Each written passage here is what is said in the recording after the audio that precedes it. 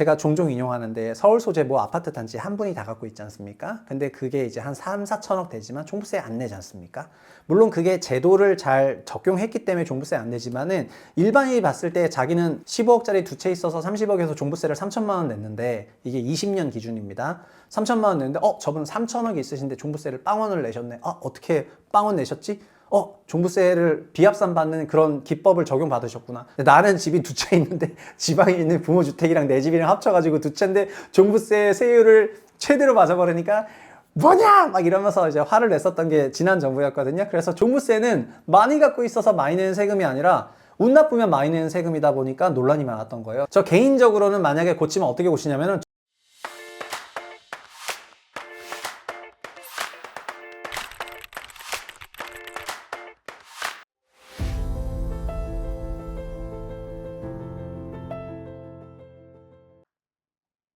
안녕하세요. 최상욱의 부동산 신문센터 센터장 최상욱입니다. 지난주를 뭐 완전 불타오르게 만들었던 파이어! 1주택은 금액 무제한 종부세 빵원이라는 주제에 대해서 살펴보도록 하겠습니다. 근데 사실 세금 얘기를 하면은 뭐 댓글창도 어지러워지긴 하는데 오늘은 세금의 좀 베이직한 부분을 다루면서 좀 의견을 여쭤보려고 하는 부분도 있어가지고 해볼게요. 첫 번째는 22대 민주당 원내대표가 박찬대 의원이 됐는데 박찬대 의원이 5월 8일 한경이랑 인터뷰를 할 때 아무리 비싸도 1주택 실거주면은 종부세 부과를 제외하겠다 이런 워딩으로 말을 했습니다. 한경 기사를 좀 더 파보면은 말을 많이 했는데요. 종부세의 전향적인 개선이 필요하다. 그리고 부동산 조세 정책이랑 전환이 있어야 된다. 하여튼 뭐 전환을 해야 된다.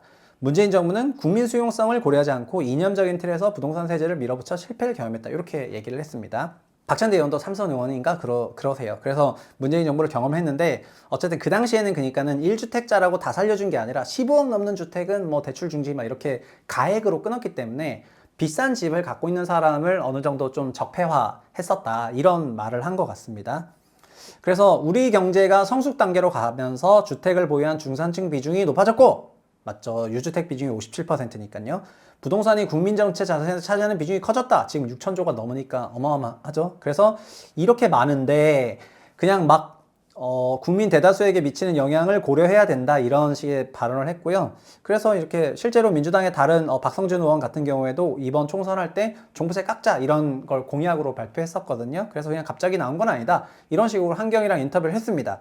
근데 이 얘기는 집을 가진 사람이 다수이기 때문에 이들이 민주주의를 이용하는 게 경제에서 말하는 포획 이론이고 포획 이론은 아마 그 경제학에서도 굉장히 유명한 비중을 차지하고 있는 건데 규제 당국이 만약에 선거로 선출이 된다고 하면은 그들을 다수가 이용할 수 있다는 거거든요. 그래서 실제로도 많이 활용이 되는 개념입니다. 왜냐면은 표를 준다고 하는데 그들에게 뭘 하기가 어려워지거든요. 그래서 오히려 규제 당국이 그 다수를 위해서 일을 하는 형태로 역으로 그 소위 지위가 바뀌게 되는 이런 현상들이 여러 부분에서 많이 생기게 되는데 유주택 비중이 높은 나라들에서는 이런 거를 유권자들이 활용해가지고 집 세금 깎아줘라 뭐 낮춰달라 온통 이렇게 가는 게 이제 포획 이론이고 이 영상은 제가 채부신 북스에서도 다뤘습니다. 그래서 한번 보시면 좋을 것 같아요. 근데 발언을 하니까 이제 반응이 다양해졌죠. 여기서부터 이제 불타오르게 된 거예요. 한겨레가 그래서 기사를 또 한번 내게 되는데 박찬대 원내대표가 뒤늦게 이틀 후에 5월 10일 날 기자들이랑 또 인터뷰를 하게 됩니다. 그래서 뭐라고 하냐면은 기자들이랑 만나죠. 이게 이제 너무 막 바이럴이 되니까 기자들이 확 물러가가지고 뭐라고 하시냐면은 근데 나는 종부세랑 관련해가지고 좀 고쳐야 된다 이런 얘기를 한 건데 그걸 확대 해석해가지고 결정된 걸로 말을 하면 안 된다 이렇게 얘기를 하고요. 그래서 본인이 선을 긋습니다. 그래서 민주당이 1주택자 종부세 폐지를 검토한다 이런 거는 이제 아니고 그냥 진성준 당 정책위 의장도 박 원내대표 발언은 개인 의견이고 확대 해석된 것 같다. 당에서 지금까지 그런 걸 논의한 적 없다 이러면서 이제 발을 빼게 되거든요. 그래서 홍익표 의원도 나와서 YTN에서 뭐라고 하냐면은 1가구 종부세를 폐지하면은 지금 아까 폐지한다는 얘기 했잖아요. 그러면 20억, 30억 구간의 어떤 뭐 다른 재산세 전체 세율을 조정해 볼 수 있지 않을까 이런 생각을 갖고 있다는 걸 얘기해서 이제 종부세만 나오다가 갑자기 5월 10일부터는 재산세도 나왔어요. 그래서 저도 요 기사를 딱 보고 그럼 재산세를 같이 포괄적으로 생각하는 그런 정책을 내시겠다는 건가? 약간 이런 생각을 했습니다. 그리고 박성준 원내 수석 부대표도 이분은 이제 종부세 폐지를 얘기했던 그런 분이죠. 서울 아파트 가격이 너무 올라가다 보니까 종부세 대상 기준이 상당히 많아져서 조정할 필요성이 있지 않냐. 1주택자는 공시가 10억 이상 주택 내면 내는데 뭐 집값이 너무 올랐으니까 종부세도 손질하자. 이런 얘기를 얘기했다는 겁니다. 근데 여기서 종부세, 공시가 12억 넘는 주택 다 내냐? 그게 아니에요. 종부세는 1인 기준으로 공시가격의 공정비율을 곱해서 과세 표준이 12억을 넘어야 되는데, 예를 들면 요 12억이 되려면 12억 나누기 0.7 나누기 0.6, 결국 시세 약 29억 원, 거의 30억 정도 되는 부동산을 갖고 있어야 1세대 1주택은 종부세를 내고요. 그 이하는 종부세를 안 내세요. 물론 문정부 때는 공정비율이 100%였기 때문에 공시가율도 뭐 거의 뭐 95%까지 올려놨잖아요. 그러니까 시세가 한 15억이면은 종부세를 냈는데, 지금은 시세가 30억 해야지 종부세를 내요. 그러니까 지금 종부세는 거의 사물화됐습니다. 강남 서초에 있는 초고가 아파트 이제 한 1, 2만 채 정도만 이거 내는데, 전국 주택은 2천만 채가 있는데 1, 2만 채 대상이라는 거는 극도로 내려갔다는 거잖아요. 그래서 종부세는 이미 사물화됐는데, 그 2만 건, 3만 건 때문에 종부세가 남아있다, 1세대 1주택자에게. 그런 게 뭐 좀 부담이어서 이런 얘기를 했던 것 같습니다. 실제로 한겨레 기사를 좀 더 읽어보면은 종부세가 노무현 정부 때 만든 민주당 상품이다 보니까 집값 폭등을 했는데, 그래서 정권 교체된 거 아니냐. 그러니까 서울의 지역구를 든 의원들은 지금 부동산 세제를 다 낮춰야 된다, 이런 공감대가 있다는 겁니다. 포획 이론이 좀 작동을 하고 있습니다. 정책적 실효성보다는 정부적인 포석이다, 이렇게 얘기를 했고요. 민주당의 한 어떤 의원은 이렇게 얘기했다 합니다. 종부세 내는 1주택자가 얼마 안 되는데 이들이 목소리를 내면은 보수 진영이 그걸 키워서 종부세를 공격수단으로 삼더라. 그래서 아예 그냥 없애버리자, 이런 얘기를 했다는 그런 정무적인 판단이라고 말을 하는 겁니다. 그래서 실제로 이재명 대표도 22년 대선 때 종부세를 저소득층이나 노인 가구는 종부세 납부 연기해주자, 이런 말을 했다라는 거예요. 그러면서 이제 소위 정무적 그런 판단으로 이런 얘기를 했다, 이렇게 한겨레 보도가 나오고 있습니다. 근데 다만 입법의 주도권을 거대 야당이 쥐고 있는데, 22대 국회를. 근데 부동산 세제를 당내 의견 수렴조차 없이 밝힌 게 문제다, 이런 얘기고요. 30억짜리 주택을 보유한 1주택자랑 10억 주택 보유한, 두 채 보유한 사람이 다주택자가 있다고 하면은 누가 더 세금을 많이 내냐, 이런 형평성 논란이 있는 건데, 이게 논쟁적인 의제다, 뭐 이런 세제 당국의 인터뷰까지 하면서 기사가 마무리됐습니다. 근데 오늘 제가 드리고 싶은 건 뭐냐면은, 근데 이제 그 이후에 매경에서는 뭐 해라, 뭐 제발 폐지해라, 이렇게 뭐 난리예요. 오늘 드리고 싶은 얘기는 재산세 종부세에 대해서 우리가 좀 짚고 넘어가야 될 부분이요. 첫 번째, 재산세는요. 재산세는 이건 진짜 쉬워요. 탑다운이에요. 탑 위에서 아래로 세금이 내려와요. 국가 지자체가 뭐냐면 물건들을 보고, 그러니까 집을 보고 딱 그냥 세금을 일단 때려요. 너 얼마짜리? 재산세 얼마? 너 얼마? 재산세 얼마? 딱 이렇게 세금을 때리거든요. 그 집을 소유를 누가 했는지는 그 다음 얘기예요. 만약에 이거를 이거는 제가 100% 갖고 있는 집인데요. 그럼 제가 다 100% 내는 거고요. 이 집이요?